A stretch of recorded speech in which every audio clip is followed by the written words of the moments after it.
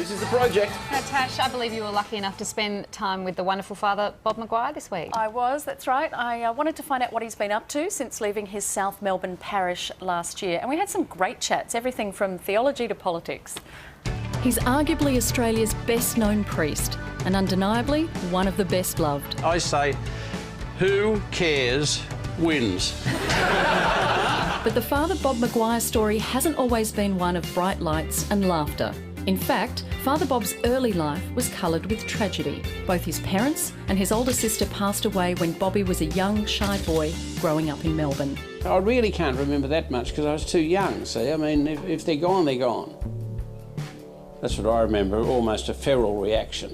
But I think, fortunately, with hindsight, there were people around at that time who at least extended some kind of lifeline. Those people included a local priest who would take Bob to footy matches and even help pay for his schooling. You might say, well, that's not much. Oh, yeah, it was a lot. But I'm saying those little things meant a lot then. So I think having sniffed that as a teenager and as a child, I followed me nose, took me to the Roman Catholic priest training place. Bob joined the seminary at Werribee, southwest of Melbourne in 1953. 7 years later, he was ordained as a priest. And 5 years after that, Bob joined the army and rose to the rank of Lieutenant Colonel. In 1969, he became a chaplain during the Vietnam War. And in 1973, Bob became the parish priest at Saints Peter and Paul Church in South Melbourne, a position he held for 38 years. During that time, Bob co-founded the Open Family Foundation for Street Kids,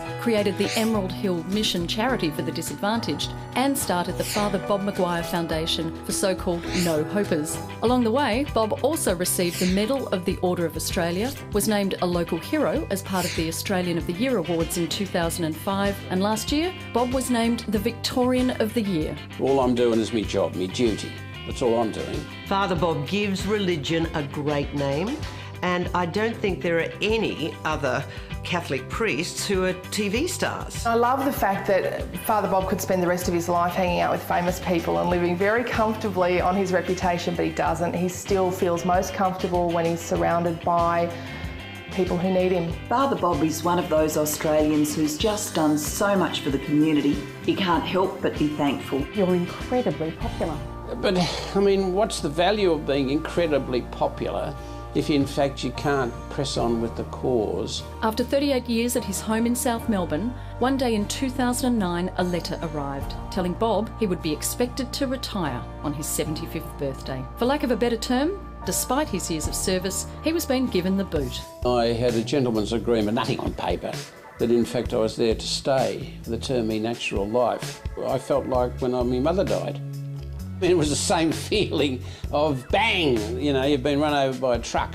Some would say that I haven't gotten over it yet. Devastated and not wanting to hang up his collar or leave his home, Bob decided to leave the decision up to his parish, who overwhelmingly wanted Bob to stick around. Father Bob's a great guy, so anything he does gets my double thumbs up. But Bob's standoff was short-lived, and last year Bob was forced by the Melbourne Archdiocese to say his last Mass in South Melbourne. There's only one thing necessary for the triumph of evil, and that is that good people do nothing. And Aussies are experts at it. See, I thought that was treacherous. But still, they're in charge, you see. What can I do? All I can do is pack up my bag and go down the street and start all over again.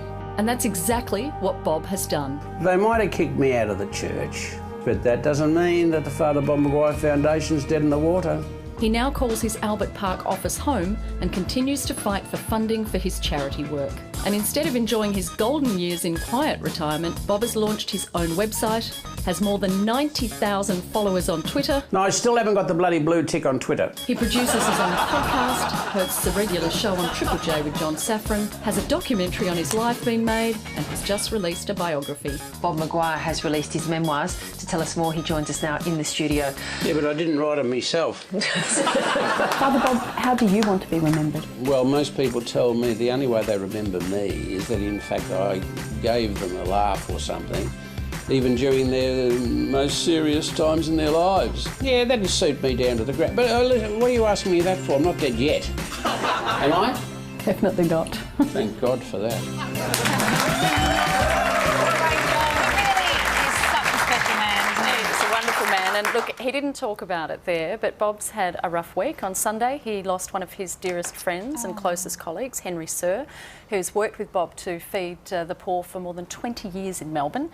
So we need to show him a little love, I think, at the moment. Absolutely. We can donate to the Father Bob Foundation at fatherbob.org.au, so get behind him if you can. And also follow him on Twitter at Father Bob. We told him we can get him over at 100,000. Did you make that promise? I have, so don't make a fool of me because he knows people, OK? And if Twitter's watching, get him a blue tick. He deserves a blue tick, doesn't he? He does. Definitely. Big tick from everyone.